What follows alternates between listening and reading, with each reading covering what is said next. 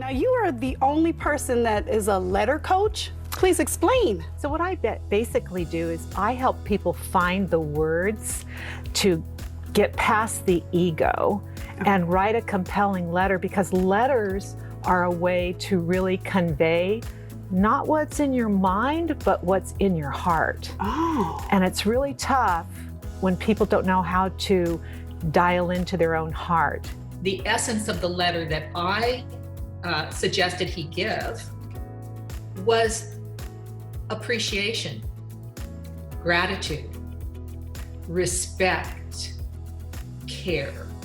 All those tenets that sometimes get left out of the mix when we get into an emotional, reactive state. She's here tonight to win an award for her book, Best Relationship Book. That's the category.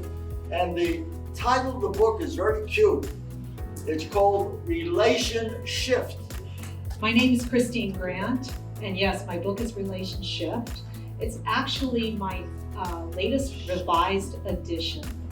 This is based on 16 years of ghostwriting love letters for any type of relationship dynamic, for anyone. What people need to know to be in that healthy place with one another?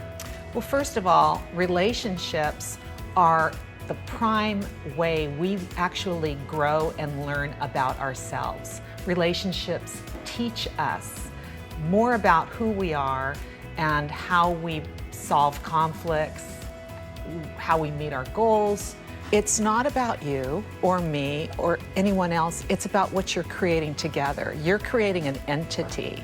So if you're going to lie to that creative process, your relationship, if you're going to not be upfront or not be as real or transparent as they say, then the relationship is not going to thrive in the way that you really want it to. Always have a choice. And if we come from a troubled or difficult background or family where there's been any type of abuse or negativity, whatever, if the influence isn't optimal growing up, you can take that information and either become part of the legacy. So you just, oh, this is the way we roll. This is how I'm going to treat my children, my spouse, my partner, whatever. Or if you stop the person in the family, that family tree that stops and says, wait a second, this is so wrong. This doesn't feel good. I deserve more. And it begins with ourselves. Surrender your need to be right, or your pride, or your feelings of frustration. Surrender it all and look at what you're creating with the other person as being something wonderful. What is it that's good about it, instead of getting hung up on what's wrong with this picture? I once had an opportunity when I was a crisis intervention counselor many years ago, and there were two girls that were having mean girl issues. And it was so terrible and so vicious that the principal sent them to see me.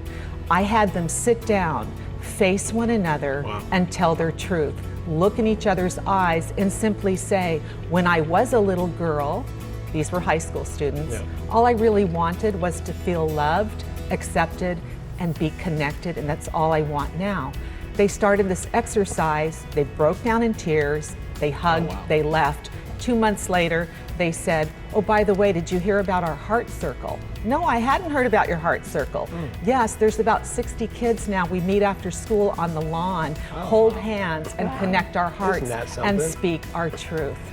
So they develop a personal protection, emotional protection. And then it gets, as they get older, it gets thicker and solid, and it's harder to get in. You can break it down. That is I hope the young people out there listening will really take that to heart. Be your own best friend. You're worth it. You know, I wish you every success, but any type of success is not as rich, is not as joyful if our relationships aren't there. Yes. Great message, Kristine. I'm actually tapping into a client's heart, and the words come through me, but it is from their heart. I help people to express where they're really at, move past the ego. I leap over anyone's defense mechanisms, their pain, their sorrow, their regret, their shame, and write compelling letters.